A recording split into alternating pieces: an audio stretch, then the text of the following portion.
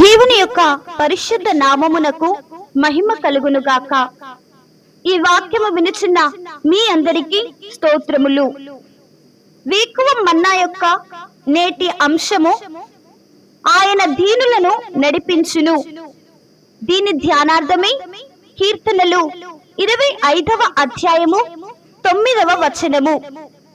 న్యాయ విధులను బట్టి ఆయన దీనులను నడిపించును, తన మార్గమును దీనులకు నేర్పును అని చదువుచున్నాము. దేవుడు దీనులను మాత్రమే నడిపించును.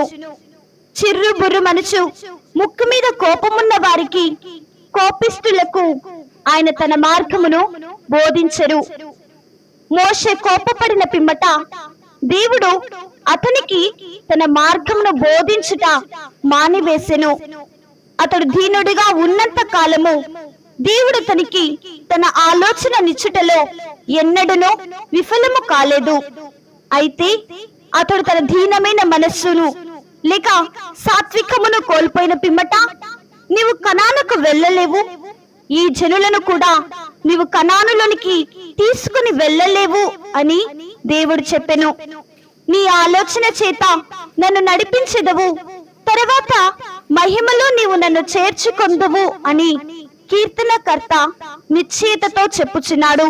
కీర్తనలు 73వ అధ్యాయము 24వ వచనములో మనము దీనత్వముతో ప్రవర్తించుచు మనము ఎదుర్కొను నిందలన్నిటినీ, తృణీకారములన్నిటినీ, హింసలన్నిటినీ సాత్వికముతో సహించిన ఎడల తన సన్నిధిలోనికి మనము చేరు వరకు ప్రభు తన ఆలోచనలిచ్చి మనలను నడిపించుచునే ఉందురు. మనమెన్నడూ తొట్రిల్లము లేక మార్గము తప్పిపోము. దేవుని పిల్లలు కొందరు కోపగించుకొనిదరు, పైగా అది నీతియుక్తమైన కోపమనియు భక్తి వైరాగ్యముతో కూడిన కోపమనియు చెప్పుదురు. నీవు ఈ విధముగా చెప్పు ఒక వ్యక్తివైతే దేవుడు నీకేమీ బోధించలేరు. నేను సాత్వికుడను, దీన మనసు గలవాడను గనుక మీ మీద నా కాడి ఎత్తుకొని నా యొద్ద నేర్చుకొనుడి అని ఆయన చెప్పుచున్నాడు. ప్రభు దీనులకు మాత్రమే బోధింపగలరు. దావీదు ఒక దీనమైన మరియు సాత్వికమైన మనస్సు ఎల్లప్పుడూ కాపాడుకొనుట వలన ఎల్లప్పుడూ దేవుని యొద్ద నుండి ఆలోచన పొందుచుండెను. నా గొర్రెలు నా స్వరము వినును, అవి నన్ను వెంబడించును అని యేసు చెప్పెను.